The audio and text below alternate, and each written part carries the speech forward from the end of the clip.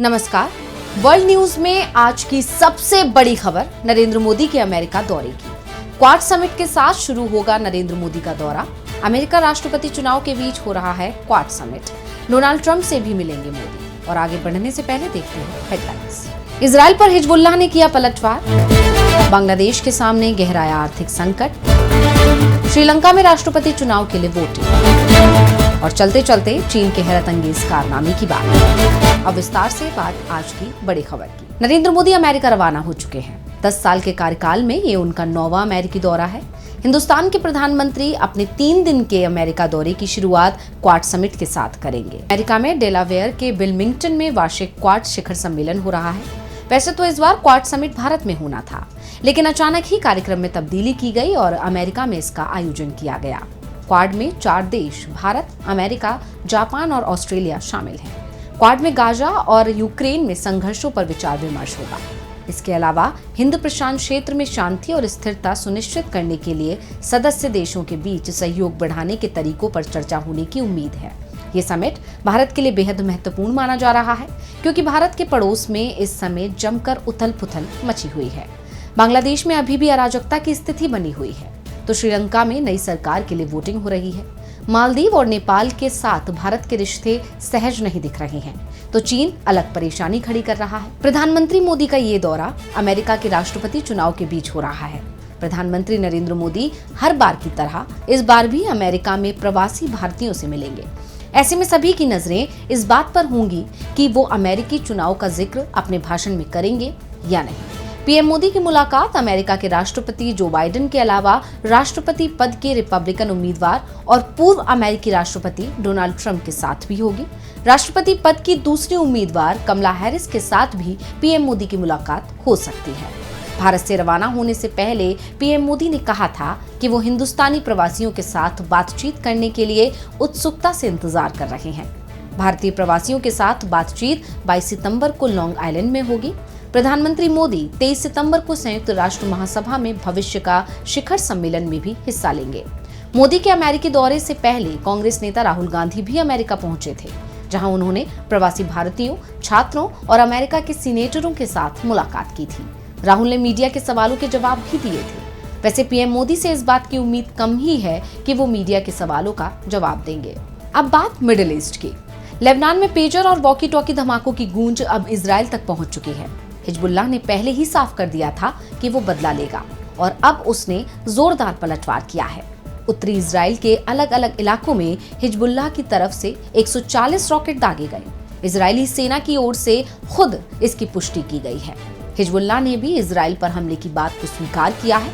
उसकी तरफ से बयान दिया गया है, हमारे कत्यूशा रॉकेटों ने सीमा पार कई ठिकानों को टारगेट किया है, जिसमें एयर डिफेंस बेस के साथ साथ इजरायली बख्तरबंद ब्रिगेड का मुख्यालय भी शामिल है।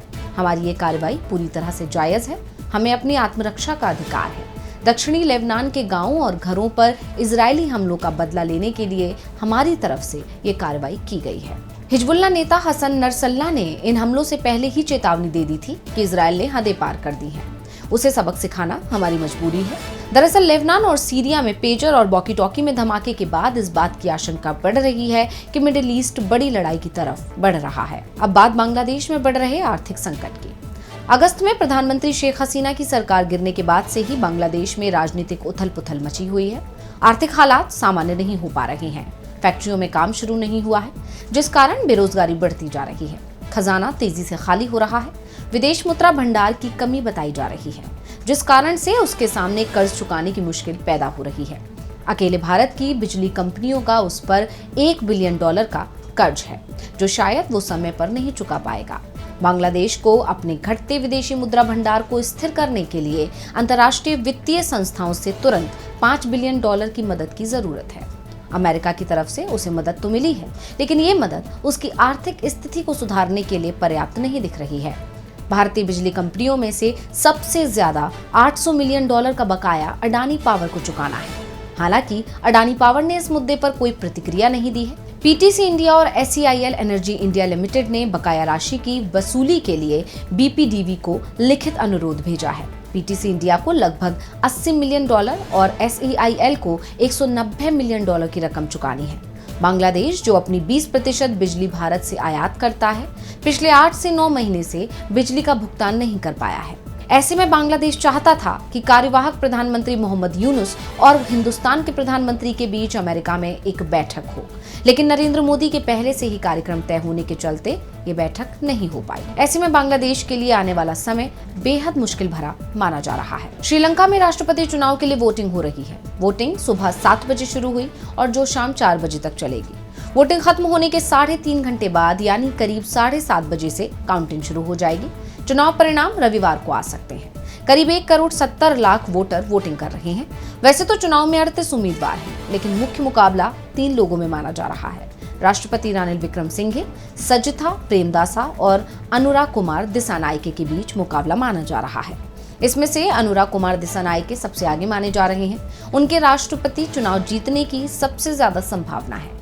श्रीलंका के राष्ट्रपति चुनाव का रिजल्ट टॉप 3 कैंडिडेट की रैंकिंग के आधार पर तय होता है। अगर टॉप 3 में से किसी को पूर्ण बहुमत मिलता है तो उसे विजेता घोषित कर दिया जाता है, और अगर ऐसा नहीं होता तो 3 उम्मीदवारों के बीच दूसरे दौर की वोटिंग होती है। श्रीलंका में अभी तक दूसरे दौर की वोटिंग नहीं हुई है, और अगर फिर भी किसी को बहुमत नहीं मिलता है तो टॉप 2 में मुकाबला होगा। वैसे वोटिंग से पहले जो सर्वे आए हैं उसमें पहले दौर में किसी अनुराग कुमार दिसानायके को बढ़त तो मिल रही है, लेकिन बहुमत से वो दूर दिखाई दे रही हैं। अब चलते चलते बात चीन के कमाल की। चीन हमेशा कुछ ऐसा करता है जिससे पूरी दुनिया का ध्यान उसकी तरफ चला जाता है। चीन को डुप्लीकेट और चालू माल बनाने में जबरदस्त महारत हासिल है, और अब यहाँ के एक चिड़ियाघर से बेहद चौंकाने वाला मामला सामने आया है। चीन के शानवेई चिड़ियाघर में बेहद अजीब घटना हुई है, और इससे जुड़ा एक वीडियो भी वायरल हो रहा है। पर्यटक जब चिड़ियाघर में घूमते हुए पांडा के बाड़े में पहुंचे तो खूबसूरत जानवरों को देखकर बड़े खुश हुए, लेकिन धीरे धीरे उनकी ये खुशी हैरानी और हंसी में बदल गई, क्योंकि जिसे वो पांडा समझ रहे थे वो पांडा नहीं बल्कि कुत्ते थे, जिसे रंग करके पांडा बना दिया गया था और पांडा के बाड़े में रख दिया गया। दरअसल ये भेद तब खुला जब पर्यटकों को देखकर पांडा के रंग में रंगे कुत्ते भौंकने लगे। भौंकने से इन कुत्तों की सच्चाई सामने आ गई और पर्यटक भी हैरान रह गए। किसी ने इसका वीडियो रिकॉर्ड कर लिया, जिसके बाद सोशल मीडिया पर यह वीडियो तेजी से वायरल हो रहा है। एक सोशल मीडिया यूजर ने वीडियो शेयर कर लिखा है कि चीन के चिड़ियाघर में पर्यटकों को आकर्षित करने के लिए 2 पिल्लों को पांडा की तरह तैयार किया गया है, क्योंकि ये बाड़ा छोटा है और इसमें असली पांडा नहीं रह सकते, इसलिए डुप्लीकेट पांडा तैयार किए गए हैं।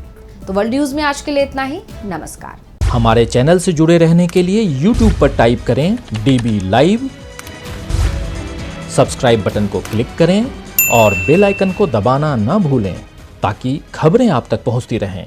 देखते रहिए DB लाइव, क्योंकि यहाँ हैं खबरें लगातार।